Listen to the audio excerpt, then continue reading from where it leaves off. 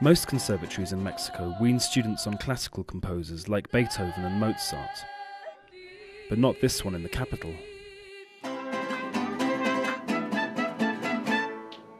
A converted textile factory is home to the House of Mexican Music.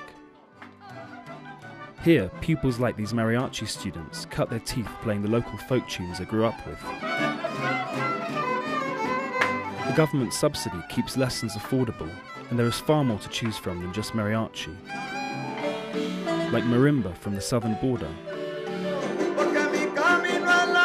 or son jarocho, a Gulf Coast genre with Spanish, African and Arab roots.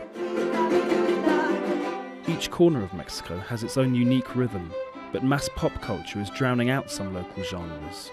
Here, a new generation helps reverse the trend. They're reacquainting themselves with their country, with Mexico, through its music, its songs, its genres, and its styles. Less common instruments, like the salterio, this 19th century lap harp, have the school to thank in part for their revival.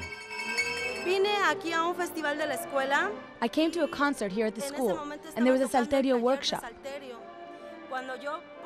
When I saw one for the first time, I said, I want to play that. What's that one called?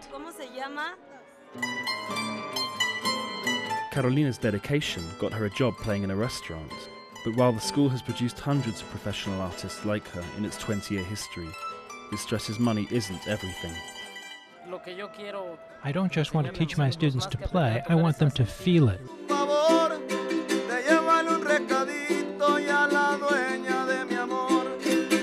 Sergio Rojas, one of his top students, seems to be getting the message.